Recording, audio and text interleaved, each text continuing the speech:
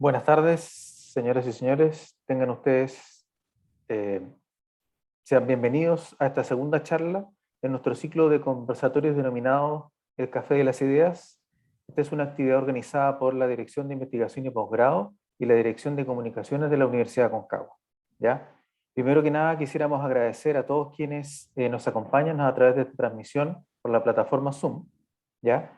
Y hoy día vamos a realizar nuestra segunda charla de este ciclo, con conversaciones en la que un académico de nuestra universidad, un investigador, eh, nos conversará sobre distintas temáticas, ¿cierto? Del punto de vista de la investigación que realizan, elementos un poco más anecdóticos y todos aquellos aspectos que nos permitan acercar un poco más la ciencia a la comunidad, ¿ya? En el caso particular del día de hoy, la charla se denomina Cosmología, un viaje de la luz a la oscuridad, ¿ya? Esta charla está a cargo de nuestro académico investigador, el doctor Esteban González Banda, ¿ya? Esteban es licenciado en Física Aplicada y doctor en Ciencias con mención en Física en la Universidad de Santiago de Chile. Su línea de investigación es la gravitación y la cosmología, ¿ya? Trabajando principalmente, pero no exclusivamente, en el estudio de la reciente expansión acelerada del universo, la materia oscura, energía oscura, cosmología con modelos disipativos y el ajuste de modelos cosmológicos con datos observacionales como lo son las supernovas, ¿ya? Mediante algoritmos a través de la inferencia bayesiana, ¿ya?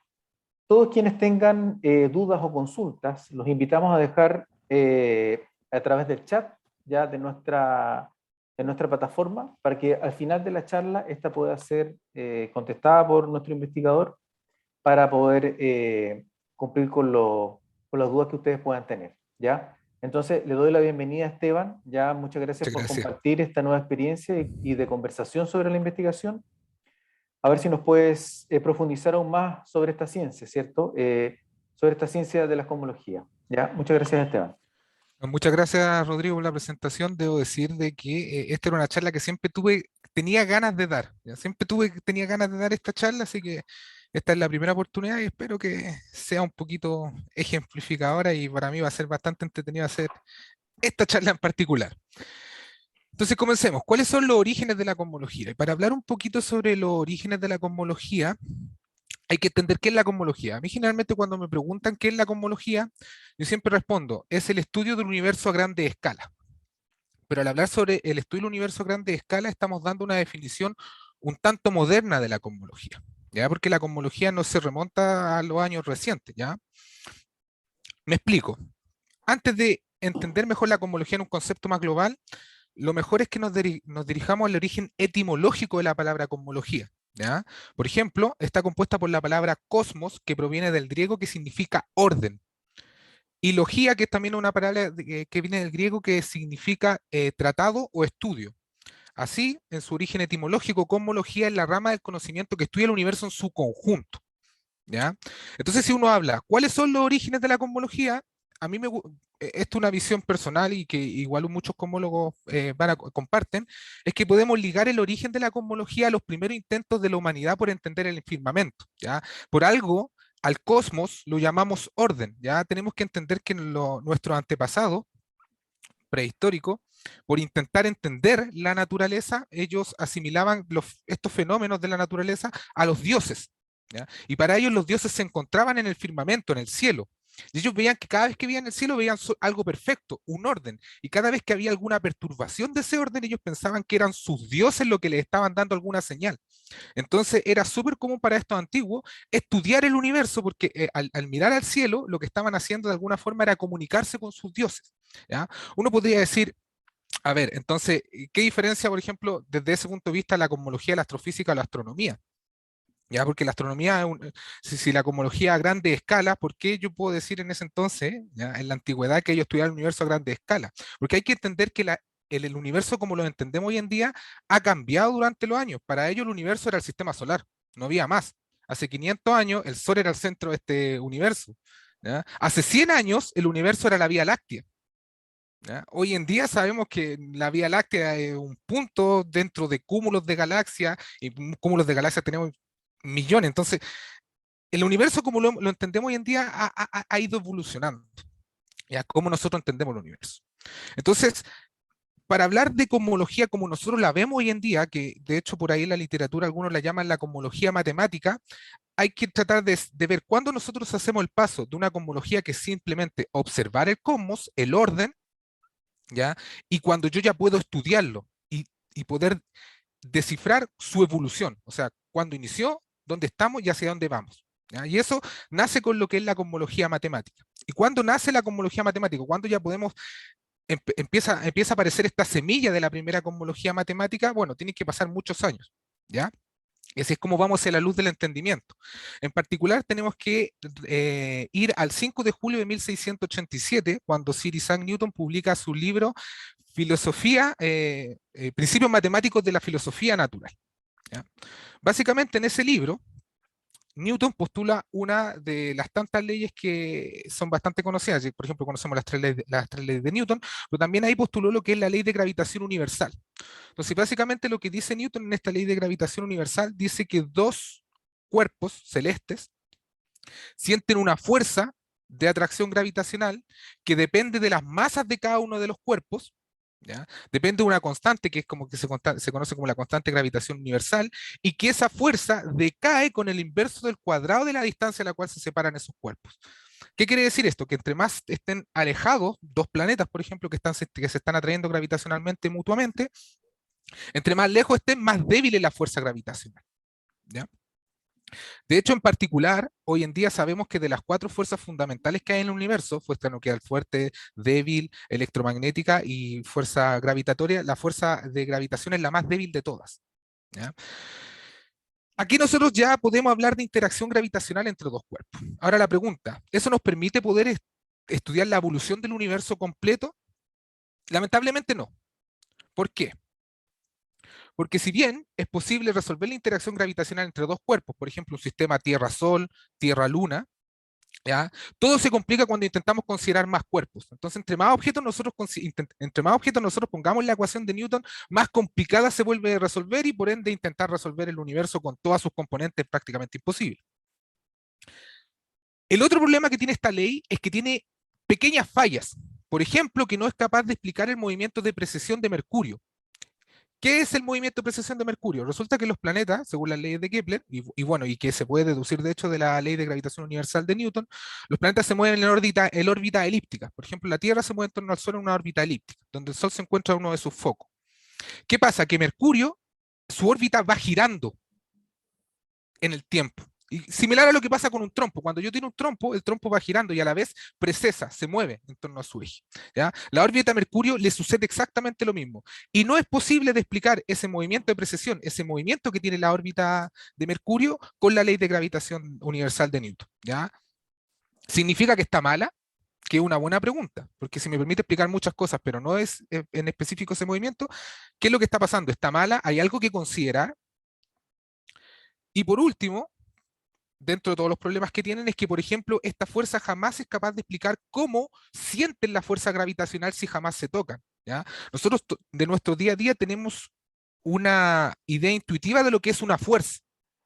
¿Sí? Por ejemplo, cuando yo voy y empujo un carrito, yo sé que lo estoy empujando porque estoy aplicando una fuerza que permite sacarlo de su estado natural, que el estado, bueno, no, el estado natural de los cuerpos, resistirse al movimiento. Entonces, para yo poder mover un carrito de supermercado, el carrito se va a resistir al movimiento, entonces yo tengo que aplicar una fuerza para poder cambiar su estado. ¿Ya? Y la fuerza, nosotros tenemos una idea intuitiva, al tocarlo, al empujarlo, yo estoy aplicando una fuerza. Entonces, esa idea intuitiva que tenemos nosotros de fuerza está bien. Ahora entonces, ¿cómo los cuerpos celestes sienten atracción gravitacional si ellos jamás están en contacto? ¿Cómo se transmite la fuerza? ¿Ya? Y esa es una pregunta que la ley de gravitación universal no nos dice, simplemente nos dicen los cuerpos, entre más alejados estén, la fuerza gravitacional es menor y entre más cerca estén uno del otro, más fuerte va a ser la fuerza. ¿Cómo la sienten? No sabemos. Así entre muchos otros problemas. ¿Qué sucede? Compliquemos aún más las cosas. Aquí vamos a hablar de algo que pareciera que no tiene nada que ver con gravedad, pero contrario a lo que va a parecer, tiene todo que ver con gravedad, ¿ya? Por las consecuencias que implica lo que vamos a hablar ahora. ¿Qué pasó? Que a finales del siglo XIX ya sabemos que tenemos una teoría que en teoría explica la atracción gravitacional entre los cuerpos, pero que no me permite resolver la interacción gravitacional entre todos los cuerpos que están en el universo. Pero a finales del siglo XIX, ¿ya? Muchos científicos postulaban o creían que la luz era una onda. Hoy en día sabemos que la luz es una onda y un corpúsculo, una partícula. Pero en ese entonces, desde el 1600, había una pelea súper grande entre, oye, ¿qué es la luz? ¿Es una onda o una partícula? Y habían, ¿cómo decirlo?, argumentos a favor de uno y otro. Por ejemplo, los argumentos para decir que la luz es una onda es porque en la luz uno ve los fenómenos de difracción y de reflexión. ¿Ya? Por ejemplo, yo me puedo ver en un espejo gracias al fenómeno de reflexión. Y mucha gente postulaba que la luz era un corpúsculo o una partícula porque era la única forma de explicar su capacidad de viajar siempre en línea recta. La cosa es que al final del siglo XIX, la teoría que iba ganando era que la luz era una onda. Y el problema es que las ondas mecánicas requieren de un medio para poder desplazarse. ¿Ya? Por ejemplo, cuando yo hablo, lo que estoy haciendo es hacer vibrar mis cuerdas vocales, y mis cuerdas vocales lo que hace es imprimir energía al aire que hay a mi alrededor. Entonces hace vibrar las partículas, y esas partículas hace vibrar a la partícula que viene después, y hace vibrar a la partícula que viene después, y así es como el sonido se transmite. ¿Ya? Y cuando yo hablo de onda, piensen en una onda como las ondas del mar. ¿Ya? La ola que uno ve en el mar, eso es una onda. Y el medio en el cual se está transmitiendo esa onda es el agua. ¿Ya? Entonces, si la luz es capaz de viajar por el espacio, que es vacío, ¿cómo va a ser una onda? Entonces, la explicación más, no sé si más simple, o la explicación que se da desde entonces, era que el universo estaba lleno de un fluido bastante especial. Ya ese fluido lo llamaron éter. ¿Ya? Y era un fluido bastante especial porque tenía que permitir que la luz se transmitiera, pero tenía que tener unas cosas bastante particulares. De partida el éter no se ve, debería no poder verse. Que no se vea significa que no interactúa con nada. Y eso ya lo hace un fluido bastante especial. ¿Ya? Nos vamos a dar cuenta que si bien se descartó el éter en este entonces, hoy en día conocemos otro fluido que tiene características muy similares a la del éter. Entonces se pensaba que el fluido estaba lleno de este éter, de este fluido bastante especial que tenía unas características que físicamente eran bastante improbables, pero la única forma de explicar que si la luz era una onda, podía viajar por el universo, por el vacío. ¿Qué pasó? Eh, que Michelson se propuso medir esta velocidad que tiene el éter. ¿Ya? Se suponía o se pensaba que el éter se pensaba como si fuera el aire que nos rodea a nosotros en nuestro día a día. Entonces se pensaba que el éter por el espacio se movía en cierta dirección. Entonces el experimento consistía en tratar de ver cómo se modifica la velocidad de la luz al moverse por este aire del éter. Para entender cómo se modifica, voy a proponer un experimento bastante sencillo. Imaginemos que estamos con dos amigos en una estación del metro, ¿ya? Y queremos subir la estación. Queremos subir al piso superior de la estación. Entonces uno de mis amigos sube por la escalera normal y otro sube por la escalera mecánica. Entonces supongamos que mi amigo que sube por la escalera normal sube a una velocidad igual a la que se mueve la escalera mecánica. Y mi amigo que va en la escalera mecánica no se mueve. Yo como observador voy a ver que ambos dos van a subir a la misma velocidad al piso superior. Pero si la persona o mi amigo que va en la escalera mecánica caminara en vez de quedarse quieto, yo vería que él se mueve más rápido que la persona que se está moviendo por la escalera normal. ¿Por qué? Porque mi amigo que va por la escalera mecánica se va a mover a una velocidad que es la suma de la velocidad a la cual va la escalera mecánica más la velocidad con la que él se mueve con respecto a la escalera mecánica. Eso se conoce como el principio de relatividad, a la Galileo. Entonces con la luz debería pasar exactamente lo mismo. Si la luz se mueve a favor del éter, el éter como que empujaría la luz y la luz debería moverse más rápido. ¿Ya? Y si la luz va en contra del éter, el éter retrasaría la luz y la luz debería moverse más lento. Entonces Michelson, como él era experto midiendo la velocidad de la luz, dijo ya, veamos cómo me llega la velocidad de luz con respecto de la luz del Sol con respecto a la Tierra, mido en diferentes direcciones, ¿sí? Y veo cómo se modifica la velocidad de la luz y así yo trato de inferir la velocidad del éter. ¿Ya? Para eso le averó un experimento, un experimento que se conoce como interferómetro, que por ahí podemos ver la imagen, ¿ya? Que básicamente se basa en que si la luz, como la luz es una onda, si la luz llegara en fase, se produciría una interferencia constructiva, yo vería una luz más intensa. Pero si llegaran desfasada, yo vería una interferencia destructiva, es decir, vería una luz que es cada vez más tenue hasta que desaparezca. ¿Y cómo van a llegar las luces? ¿Se van a llegar en fase o en desfase? Bueno, depende. Si la luz por un lado, si yo tengo la misma fuente de luz, pero por un lado recorre más camino que por el otro, entonces se va a producir esta interferencia o constructiva o destructiva. Bueno, Michelson hizo el experimento y no encontró nada. Encontró que sin importar cómo midiera, la velocidad de la luz era la misma. Morley le dijo, lo más probable es que este experimento, el error sea mayor a la medición. Entonces le hizo modificaciones Morley. Hicieron el experimento, lo repitieron una y otra vez y lo único que encontraron era que la velocidad de la luz era exactamente la misma sin importar desde dónde las midieran. O sea, básicamente como que a la luz no le afecta la relatividad. Para ella no existe la relatividad a la Galileo.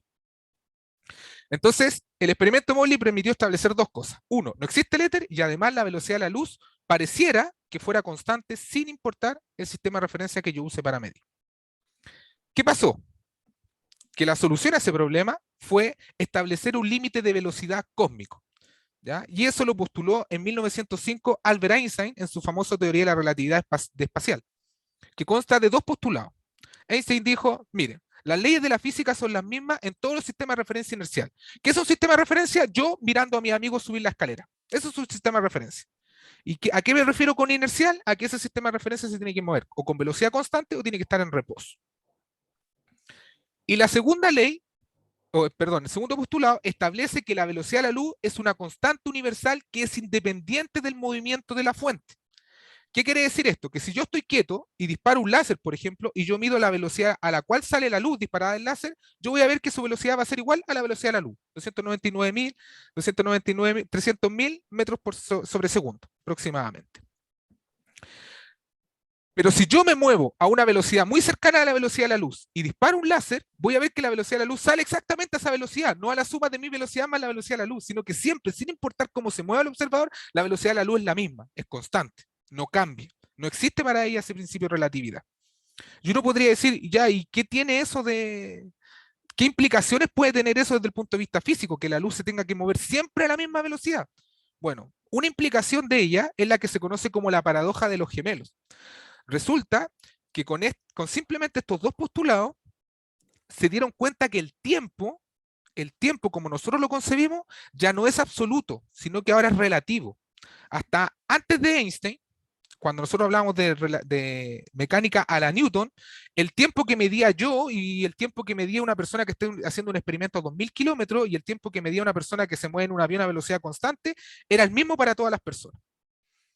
Debido a la constancia de la velocidad de la luz, una de las implicancias es que el tiempo depende de la velocidad a la cual se mueve el observador. ¿Ya? Y un experimento que hizo Einstein fue un experimento mental, es la paradoja de los gemelos. Einstein básicamente dice, mira, si tú tienes dos gemelos, uno se queda en la Tierra y el otro hace un viaje espacial en una nave que es capaz de moverse a velocidades muy cercanas a la velocidad de la luz. Cuando esa persona vuelva, se va a dar cuenta que su gemelo que está en la Tierra está viejo, mientras que para la persona que se fue de viaje han pasado solo un par de años. ¿Por qué? Porque el tiempo que para la persona que está viajando a velocidad cercana a la velocidad de la luz es distinto al de la persona que está en la Tierra. ¿Por qué? Por estarse moviendo. Es por eso que a velocidades muy altas. Es por eso de que aquí nace un nuevo concepto, que es el concepto de espacio-tiempo. Resulta que ahora cuando nosotros nos movemos, no solo nos movemos por el espacio, sino que también nos movemos por el tiempo. ¿Ya? Y también otra de las consecuencias, ¿no es cierto?, de esto es, por ejemplo, la famosa ecuación de Einstein, E igual a mc cuadrado, en la que nos dice que energía y materia son exactamente lo mismo. O sea, todo lo que es materia es energía y todo lo que es energía es materia. ¿Ya? Y en principio, ¿qué tiene que ver esto con gravedad? Y con el estudio del universo. Bueno, la verdad es que tiene mucho que ver. ¿Por qué? Porque la teoría de la relatividad especial es incompatible con la fuerza de gravitación a la Newton. ¿Por qué? Porque la fuerza de gravitación a la Newton es una fuerza instantánea. Y por la teoría de la relatividad especial, nada puede superar la velocidad de la luz. Nada. Entonces, un ejemplo bastante interesante o bastante ejemplificador para darse cuenta por qué hay una incompatibilidad es que imaginemos que el Sol desaparece instantáneamente, en este instante, desaparece. Como la luz del Sol se demora 8 minutos en viajar del Sol a la Tierra, nosotros nos daríamos cuenta 8 minutos después de que el Sol desapareció. Pero resulta que al desaparecer el Sol, como la fuerza de Newton depende de que exista el Sol, si no está, entonces la fuerza de atracción entre el Sol y la Tierra es cero, y la Tierra quedaría instantáneamente en la deriva. Pero nosotros nos daríamos cuenta 8 minutos después que el Sol desapareció. Básicamente, la fuerza de gravitación se está desplazando más rápido que la luz.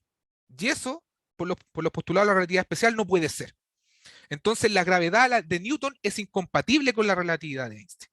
Entonces, ¿qué pasó? Que Einstein y muchos otros intentaron desarrollar una teoría relativista de la gravedad. partiendo de que la gravedad de Newton es incompatible con la relatividad. Y lo que se dio cuenta Einstein en el camino fue que gravedad y aceleración son lo mismo, son equivalentes. Bueno, no son lo mismo, son equivalentes.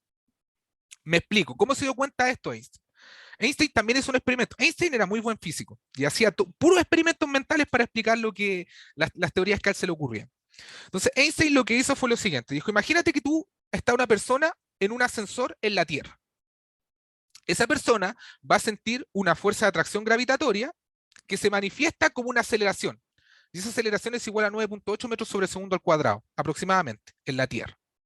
Entonces Einstein dijo, tomemos a esta persona en el mismo ascensor y ponela en el espacio, vacío, sin que interactúe con nada. Y ahora acelera ese ascensor a 9.8 metros sobre segundo al cuadrado. ¿Qué va a pasar? Que la persona va a sentir la misma aceleración como si estuviera en la Tierra, pero esa persona no está en la Tierra, está en el vacío, está en un ascensor moviéndose a 9.8 metros sobre segundo al cuadrado. La conclusión es que lo que está sintiendo él es gravedad, porque aceleración y gravedad son equivalentes, y eso se conoce como principio de equivalencia. En física hay muchos principios de equivalencia. Es el principio de equivalencia de Einstein, creo que se llama, o fuerte. No me acuerdo en estos instantes, pero hay tantos principios de equivalencia y todos se van igual. Entonces, Einstein dijo ya, aceleración y gravedad son lo mismo. Y después hizo otro experimento. Y aquí es donde viene la genialidad de Einstein. Einstein dijo, la luz solo viaja en línea recta. O sea, si yo veo un haz de luz pasar, yo vería que viaja en línea recta. Pero él volvió al experimento del ascensor y dijo, si el ascensor estuviera quieto en el espacio y yo veo entrar una luz láser por un punto, entonces saldría por otro punto del ascensor a la misma altura por donde entró. Pero si yo veo que el ascensor se está moviendo, yo veo que la luz va a entrar en un punto y va a salir en un punto mucho más bajo del ascensor. ¿Qué pasó? Que la luz no se movió en línea recta, se movió en línea curva, se movió en una curva, en una trayectoria curva. Y ese ascensor que está acelerando, como aceleración y gravedad son lo mismo, Einstein llegó a la conclusión de que la gravedad y aceleración son lo mismo y son una manifestación de la curvatura que produce la materia en torno al espacio. ¿Por qué? Porque la luz se curva. Hay algo que curva el espacio que hace que la luz, por ejemplo, no pueda viajar en línea recta cuando están los efectos de la gravedad. Entonces, lo que hizo Einstein con esta conclusión, con estos experimentos mentales, fue entre 1915 y 1916 postular la teoría de la relatividad general. Y en la teoría de la relatividad general es la semilla de la cosmología moderna. Básicamente, la teoría de la relatividad general nos dice que la gravedad es consecuencia de la curvatura del espacio-tiempo, que es un concepto que ya nació en la relatividad especial, debido a la presencia de materia. Básicamente, lo que está ocurriendo es, por ejemplo, el Sol, al ser tan masivo, lo que hace es curvar el espacio y el tiempo, y la Tierra queda atrapada en esa curvatura. Y esa es la fuerza de gravitación, esa es la gravedad, desde el punto de vista de Einstein, ¿ya? ¿Qué pasa? Que, por ejemplo, esta teoría me permite resolver el problema de precesión, el problema del movimiento precesión de Mercurio, de la órbita. ¿Por qué lo resuelve? Resulta que Newton no es que estuviera mal. Lo que pasa es que la teoría de la gravedad de Newton es lo que se conoce como el límite no relativista. Es decir, es válido solo cuando la velocidad del objeto es mucho menor a la velocidad de la luz o cuando los efectos de la gravedad son muy chicos. ¿Qué pasa? Que Mercurio está tan cerca del Sol que siente una fuerza gravitatoria tan fuerte que la teoría de la gravedad de Newton ya no me sirve. Y tengo que trabajar con la teoría de la relatividad, de la teoría general de la relatividad. ¿Ya? Entonces, básicamente ambas teorías son válidas. Lo que pasa es que a veces a la teoría de la gravedad de Newton también se le llama el límite clásico. Entonces, con esta teoría yo sí puedo explicar el movimiento de precesión de Mercurio y no solo eso, sino que ahora yo tengo una explicación de cómo los cuerpos sienten la fuerza de gravitación.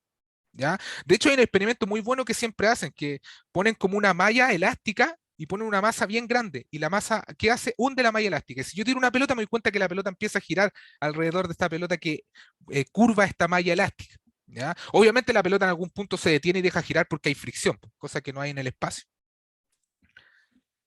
Y resulta que con esta teoría sí es posible estudiar el universo en su conjunto, ¿ya? Y de hecho, el primero que lo hizo fue, y aquí es cuando ya nace la cosmología moderna, la cosmología matemática, el primero que estudió el universo fue Einstein, y fue en el mismo año de 1917.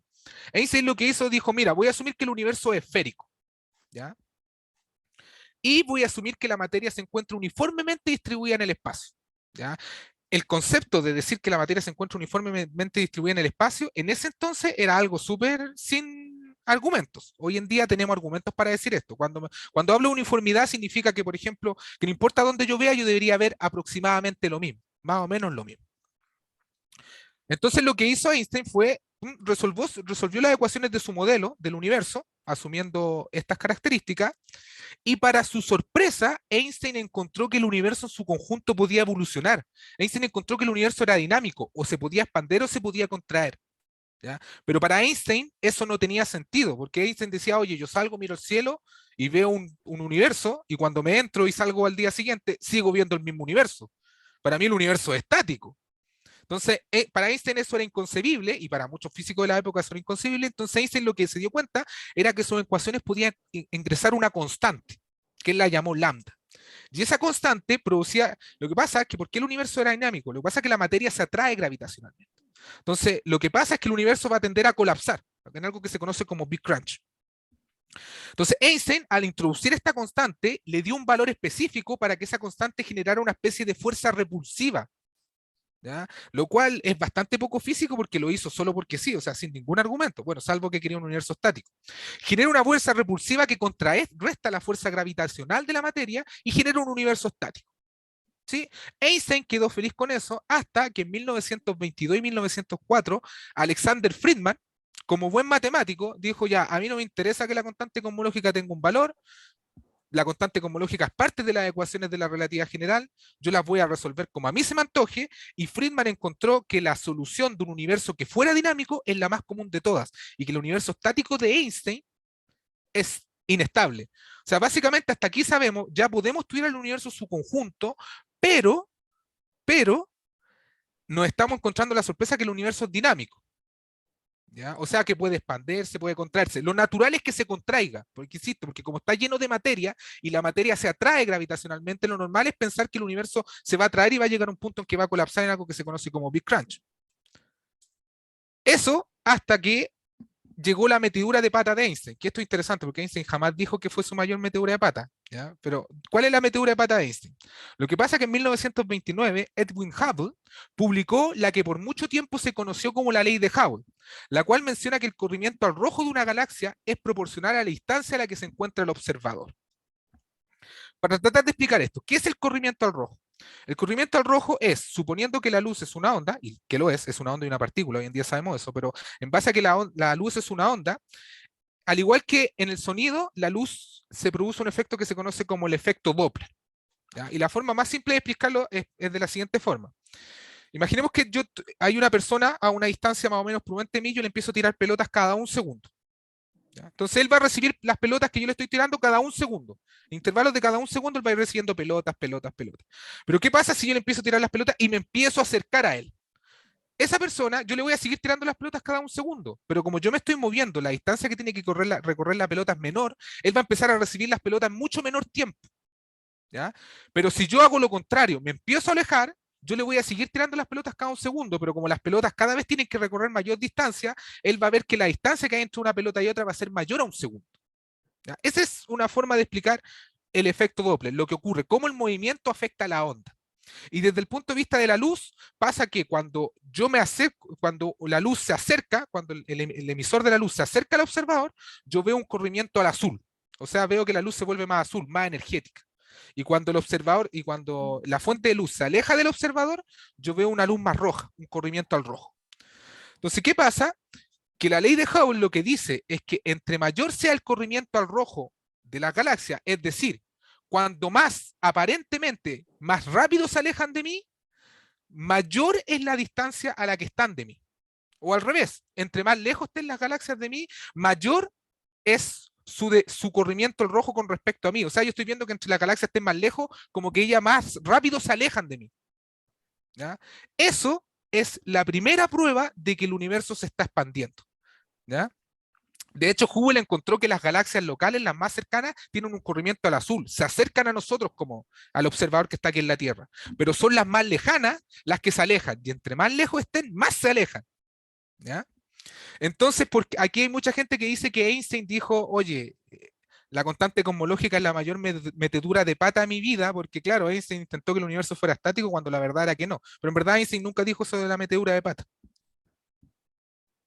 Fue otro físico, no recuerdo quién. Ya, aquí viene un aspecto interesante, que es como la farándula de la física, ¿ya? Que Edwin Hubble jamás dijo que el universo se expande. Mucha gente asume que el descubrimiento de la expansión del universo es de Hubble, pero Hubble no lo dijo, y de hecho Hubble ni siquiera fue el primero en publicar la ley de Hubble, ¿ya? ¿Quién fue el que dijo que efectivamente el universo se expande? Fue George Lemaitre. ¿Ya? Puede que a algunos les suene, Lemaitre fue el que postuló la teoría del Big Bang. ¿Ya? Y de hecho él lo postuló gracias a esta idea de que el universo se expande. ¿Ya? Primero, Hubble nunca dijo que el universo se expande. Hubble publicó su ley de Hubble y dijo, ahí está la ley, que los físicos hagan la pega y digan qué significa. Eso es 1929. Lemaitre publicó exactamente lo mismo en 1927, y no solo eso, publicó dos papers, lo que pasa es que lo publicó en una revista francesa que nadie conocía.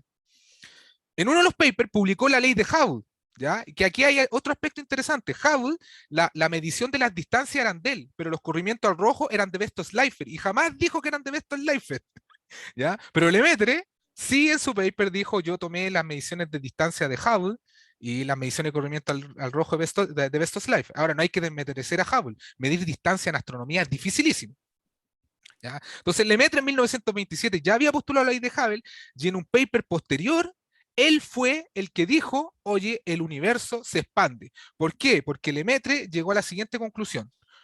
¿Qué significa ese corrimiento al rojo? ¿Significa que es un movimiento peculiar de las galaxias o es el espacio entre las galaxias que se está expandiendo? Entonces, para entender la expansión del universo, el mejor ejemplo es un globo. Si uno infla un globo, ¿ya? Y dibuja dos puntos en el globo, yo puedo dibujar los puntos donde quiera en el globo. Y eso va a ser un movimiento peculiar de esos puntos. Pero si yo dejo los dos puntos fijos en el globo y empiezo a inflar el globo, yo veo que voy a ver que un punto se aleja del otro, pero no porque se estén moviendo, sino porque es el espacio el que se está expandiendo. Y esa es la expansión del universo, que los objetos se separan porque el espacio es el que se está abriendo. ¿Ya? Y tal cual como si yo estuviera inflando un globo. Y esa es la genialidad del Lemaitre. Y por lo mismo, hace muy poco, creo que fue en el año pasado, no recuerdo el año, pero fue hace muy poco, la Unión Astronómica Internacional decidió cambiar el nombre en la ley de Hubble a ley de Hubble-Lemaitre, que es lo más justo. Entonces, aquí llegamos a la luz. Tenemos una teoría que me permite estudiar el universo, estamos todos contentos, pero viene la desgracia. En 1930, Fritz Zwicky, mediante observación al cúmulo de coma, ¿qué es el cúmulo de coma? Es un cúmulo de galaxias, ¿ya? Para que lo sepan, en cosmología, cuando nosotros hablamos de grande escala, nosotros trabajamos el universo como si fuera un fluido. ¿A qué me refiero? Si usted toma una piscina llena de agua y usted le hace un zoom al agua, un zoom bien grande, va a haber partículas, va a haber mucho vacío y molécula. Vacío y molécula. Para los cosmólogos, el universo es igual. Lo vemos desde tan lejos que estos cúmulos de galaxias, fíjense que esas agrupaciones de galaxias, es como si fuera una molécula. Entonces todo el universo se fuera como si fuera un fluido. Y cada uno de los fluidos tiene sus propias leyes. Por ejemplo, el agua no se comporta igual que el aceite. Entonces en cosmología es exactamente lo mismo, ¿ya? ¿Qué pasó? Que haciendo observaciones del cúmulo de coma, lo que vio es que estas galaxias rotan una con respecto a la otra. Rotan. Entonces, ¿qué pasa? Que lo que la mantiene unida es la fuerza gravitacional de la materia. ¿Ya? Si no hubiera suficiente materia, la fuerza gravitacional no es suficiente para mantenerla unida y las galaxias se alejarían. Dejarían de interactuar entre ellas. Entonces, Fritz Zwicky llegó a la conclusión de que la materia visible, lo que yo soy capaz de ver, no es suficiente para que el cúmulo de coma se mantenga unido solo debido a la atracción gravitacional. Tiene que haber más materia que yo no estoy viendo. Ya esa materia él la denominó materia oscura. Para nuestra desgracia, Zwicky estaba en lo correcto. ¿Ya? Más pruebas de este lado oscuro. Uno puede predecir, ahora ya no en un cúmulo de galaxias, si uno estudia una galaxia, por ejemplo en espiral, las galaxias en espiral están rotando en torno a un centro. Entonces, entre más yo me aleje del centro de la galaxia, la rotación debería ser menor, la velocidad de rotación debería ser menor. ¿Ya? Y eso se puede explicar con la teoría de gravedad a la Newton. ¿Ya? Pionera en esto fue Vera Rubin. Vera Rubin fue la que obtuvo la mayoría de los gráficos de las curvas de rotación de la galaxia. Entonces, ¿qué pasa? Que el resultado teórico me dice que, según este gráfico en la curva A, me dice que la velocidad de rotación tiene que crecer muy rápido, a medida que tiene que ser muy grande, muy cerca del centro, pero a medida que yo le alejo el centro, la velocidad de rotación debería decaer.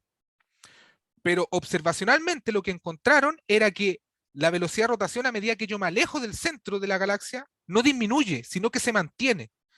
Y la única forma de explicar eso es agregando materia que no estamos viendo. La misma materia que ya había postulado Zwicky, que era la que permitía que el cúmulo de coma se tuviera que mantener, porque si no, la atracción gravitacional no es suficiente. Entonces, ¿qué es lo que se dice? Se dice que estas galaxias están inmersas en halos de materia oscura. ¿Qué es materia oscura? No saben. Está ahí, igual que el éter. Está ahí haciendo algo, pero no se ve. No sabemos qué es, pero está ahí. Bueno, a diferencia del éter, el éter no se podía ni ver. Esta al menos la podemos ver gravitacionalmente. Pero eso es lo extraño, que solo interactúa gravitacionalmente, no interactúa electromagnéticamente, por eso no la vemos, ¿ya? Pero sí la podemos ver desde el punto de vista gravitacional. Y aquí es donde vienen más problemas todavía. Porque resulta que ya no solamente tenemos que lidiar con una materia que no vemos y que no sabemos qué es, sino que entre 1998 y 1999, los proyectos independientes, el Supernova Cosmology Project y la HiSET Supernova Search Team, obtuvieron resultados que sugerían que el universo se expande aceleradamente. O sea, Hubble, bueno, Lemaitre y Hubble nos dijeron que el universo se expande, pero la creencia era que se expande desaceleradamente, por lo que les decía yo, que la materia se atrae gravitacionalmente.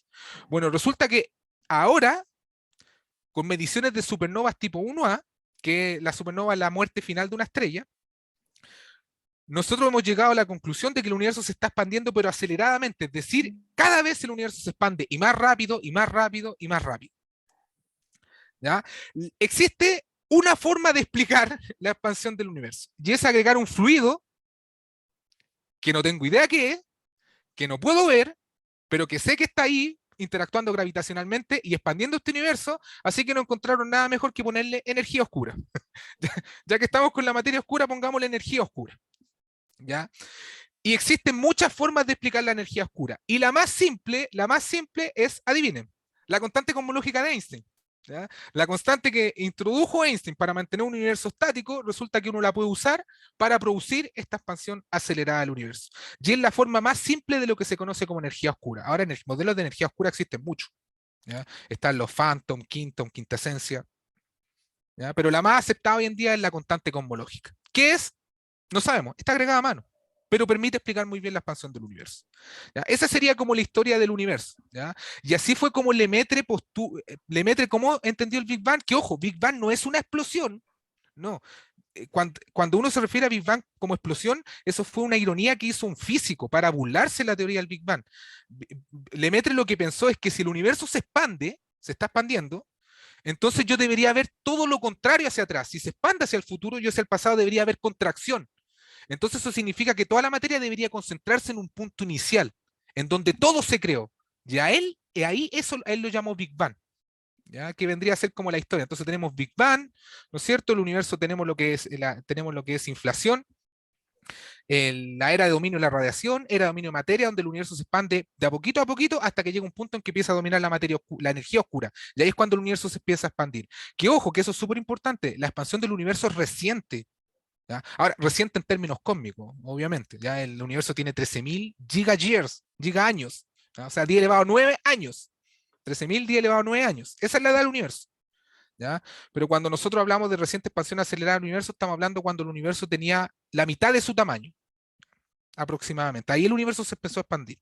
Entonces, reciente, pero en términos cósmicos. Bueno, ahí está, pues, 13.700 millones de años. Esa es la edad del universo. El lado oscuro cada vez más oscuro. ¿Ya? Las observaciones cosmológicas más recientes han permitido establecer con precisión la existencia de la materia oscura. Está ahí. No se puede sacar. De hecho, simulaciones nos dicen que si no existiera la materia oscura, el universo tal cual como lo conocemos no se podría generar. ¿Ya? No se pueden formar las estructuras que nosotros vemos. ¿Ya? O sea, en algún punto de la evolución del universo, la materia oscura funcionó como una especie de atractor que hizo que la materia se aglomerara gravitacionalmente y formó las estructuras que nosotros hoy vemos. Sin la materia oscura, eso no pasa. ¿Ya? Entonces, necesitamos de la materia oscura y además la vemos. Lensing gravitacional, la podemos ver, bueno, por las curvas de rotación de la galaxia y todas las pruebas que hemos visto hasta ahora. Y además sabemos con certeza que el universo se expande aceleradamente. O sea, se está expandiendo. Como les mencionaba, la expansión del universo, hay muchos fluidos que me permiten describir esta expansión del universo, pero todos son exóticos, o sea, son todos fluidos extraños que de alguna forma aceleran el universo. Y lo más, pero lo más oscuro de toda esta oscuridad es que tanto materia oscura como energía oscura representan el 95% de la componente total del universo. O sea, básicamente la materia usual, la que nosotros conocemos, la que nosotros vemos, es solo el 5%. O sea, cuando usted esté en el sur o en el norte viendo el cielo de noche y mire ahí el cielo bien estrellado, bonito, todos esos puntitos bien bonitos que va a haber en el cielo son con suerte el 5% de todo el universo. Todo el resto, toda la oscuridad que usted está viendo representa el 95% del universo y eso es materia oscura y energía oscura. ¿Ya? Entonces, ¿qué es la cosmología hoy en día? La cosmología hoy en día es vivir entre la luz y la oscuridad. Sabemos que el universo es homogéneo e isotrópico. Sabemos que el universo posee geometría plana. Sabemos que el universo se encuentra en una fase de expansión acelerada. Ah, ojo, eso de que el universo tiene geometría plana ya no es tan cierto. Está saliendo datos de que al parecer el universo tiene una geometría esférica hoy en día. El universo se encuentra dominado actualmente por materia oscura y energía oscura. El universo se dirige a una fase de expansión constante. El modelo más aceptado para describir el universo se conoce como lambda CDM, lambda por la constante cosmológica y CDM por materia oscura fría. La pregunta del millón es: ¿qué son materia oscura y energía oscura? No tenemos ni idea, o sea, desconocemos la totalidad de nuestro universo. Sabemos que está ahí, sabemos que lo necesitamos, sabemos que necesitamos materia oscura, sabemos que necesitamos energía oscura. ¿Qué son? No tenemos idea. Si alguien lograra decir el día de mañana, oye, materia oscura es esto, o energía oscura es esto, listo, tenemos Nobel, asegurado. Yo siempre hago una analogía. Los cosmólogos, y de hecho yo nunca supe de dónde había escuchado esta analogía hasta que un colega me dio una frase que voy a dar después. Pero los cosmólogos básicamente somos científicos en una isla. Lo que conocemos, ese 5% del universo que conocemos, es la isla. Mientras que el océano que recorre esa isla, que rodea esa isla, es todo el desconocimiento en el cual nosotros estamos viviendo hoy en día. O sea, básicamente la cosmología es: entre más sé, me doy cuenta que menos sé. Y ahí la cosmología, insisto, o sea, lo que estamos haciendo hoy en día, algunos trabajan en materia oscura en intentar explicar qué es, qué no es, otros trabajan en energía oscura, qué es, qué no es, algunos intentan modificar la ecuación de Einstein porque dicen, oye, ¿qué pasa si a lo mejor la relatividad general de Einstein le falta algo? Y yo no necesito constante cosmológica para provocar esta expansión acelerada del universo. Ya ahí están los universos, las teorías de gravedad, de la, modificadas de la gravedad. O sea, en cosmología estamos haciendo de todo, y el problema, además, el problema es que el modelo más aceptado, lambda CDM, cada vez se nos derrumba más, porque estamos entrando hoy en día a una era que se conoce como la era de la precisión, de la cosmología de precisión. Es decir, estamos obteniendo tantos datos de las observaciones que podemos ya empezar a predecir cosas con una precisión impresionante. El problema es que el modelo que funcionaba súper bien hace 3 años, hoy en día se nos cae y se nos cae. El problema es que no hay modelo, no hay otro. O sea, hay muchos, pero Lambda CDM era el mejor y cada vez se nos cae y se nos cae más y se nos cae más. Entonces, para terminar, lo conocido es finito, lo desconocido infinito. Desde el punto de vista intelectual, estamos en una pequeña isla en medio de un océano ilimitable de inexplicabilidad. Nuestra tarea en cada generación es recuperar algo más de tierra. T.H. Huxley. Muchas gracias. Muchas gracias, Esteban. Quería que pudiéramos revisar aquí las preguntas, ¿ya? No sé si tú la puedes ver, Esteban, o te la leo. Sí, creo que la puedo ver. Está en el pregunta y respuesta, ¿no es cierto? Ah, perfecto. Yo la voy a leer para que todos la puedan visualizar de qué estamos hablando. Dice, pregunta Arturo, dice, hola, un agrado estar por acá. Tengo unas interrogantes grandes con relación a las galaxias, que parecen mostrar anomalías asociadas a materia oscura, ¿cierto? Y otras de observación más recientes que parecen no tener estas anomalías. ¿Qué se sabe de esto? No, yo no, sabes que no había escuchado de eso y te agradezco que me mandes el paper para poder leerlo, porque la verdad es que no había escuchado sobre esa anomalía en las mediciones de la galaxia, si soy sincero. Así que agradezco que me mandes el paper. Sí, fíjate, yo quería hacerte, acá hay otra pregunta.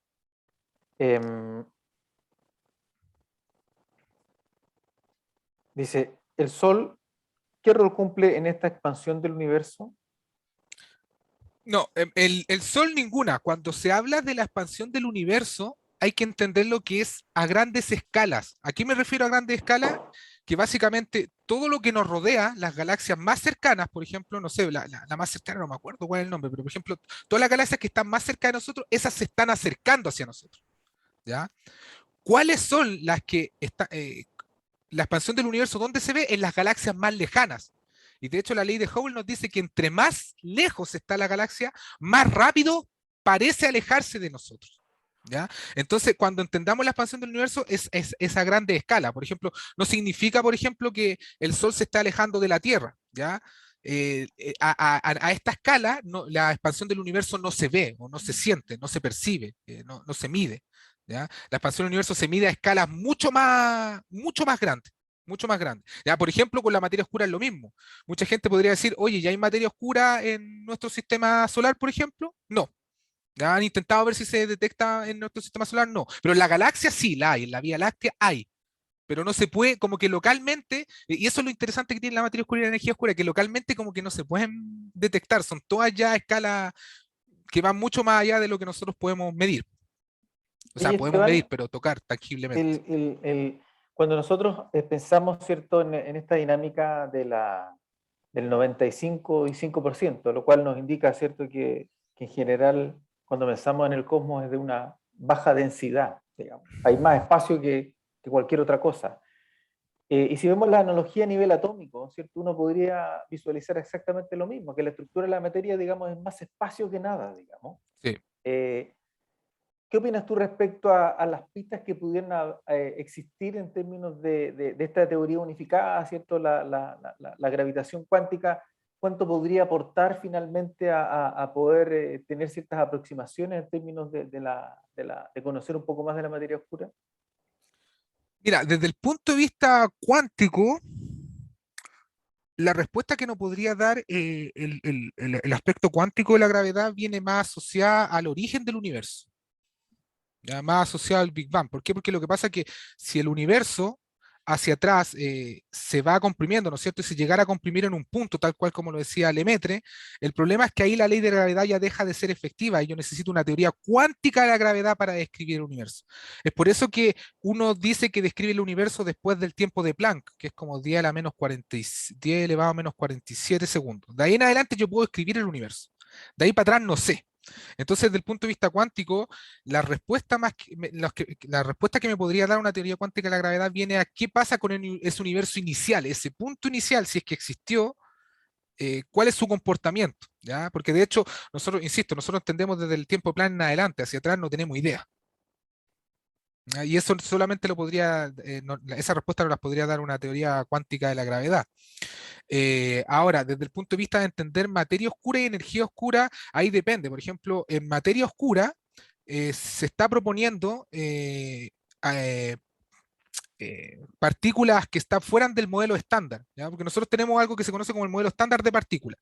La materia bariónica está compuesta de partículas. ¿Ya? Tenemos fotones, por ejemplo, bosón W, bosón Z, son de las partículas estándar. Entonces lo que se propone es que la materia oscura, al no interactuar con la materia que nosotros conocemos, tiene que ser una partícula que no es del modelo estándar. Y mucha gente está proponiendo distintos tipos de partículas, ¿ya? Y que no necesariamente necesitan una teoría cuántica para encontrarla. ¿Ya? Por ejemplo, están los acciones, que por mucho tiempo fueron un candidato a materia oscura, que la acción originalmente fue una partícula que se propuso para solucionar un problema de carga paridad fuerte, que es un problema de partículas. Ahí yo no soy experto en partículas, ¿ya? No soy experto, pero resulta que la acción lo usaron para resolver ese problema y resulta que descubrieron que tenía propiedades bastante interesantes y que podía ser un buen candidato a materia oscura, porque era muy débil, porque como partícula interactuaba muy poco con la materia, que es lo que se busca. El problema es que con el tiempo se dieron cuenta que no sirve, pero así han propuesto muchas partículas que son candidatos a materia oscura. El problema es que es difícil saber cuál es porque no estamos muy limitados en conocimiento. Ya básicamente la mayoría de las partículas que se proponen, bajo lo que yo sé, porque esta no es mi área de especialidad, pero la mayoría de las partículas que se proponen, las características principales es que interactúe débilmente con la materia, para que cumpla con las características de materia oscura. De ahí ya se hacen otros tipos de pruebas.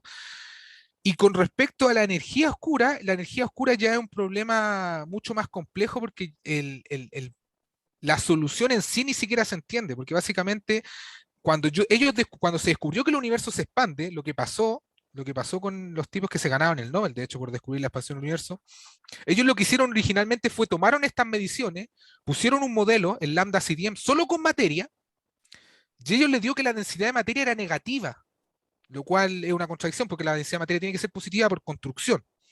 Entonces, como ya habían idea hasta ese entonces de que el universo se podía estar expandiendo aceleradamente, ellos lo que hicieron es probaron el modelo con lambda. Y funcionó. Sí, aquí por eso se llama materia oscura, energía oscura, es porque nosotros hemos puesto cosas que funcionan, pero las hemos sacado básicamente debajo de la manga. Entonces, básicamente nosotros decimos, ah, mira, la constante cosmológica funciona. Entonces hay algo que yo llamo energía oscura, porque me permite explicar lo que yo estoy viendo, pero ¿qué es? ¿De dónde viene?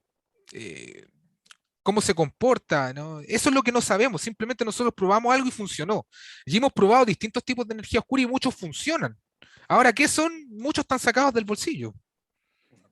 ¿Sí? Entonces, eh, una teoría cuántica de la gravedad es importante, sí, porque nos va a permitir entender la parte más importante del universo, que es el inicio fundamental, donde todo inició. Y para eso necesitamos una teoría cuántica de la gravedad, pero ya los fenómenos de materia oscura y energía oscura van más allá.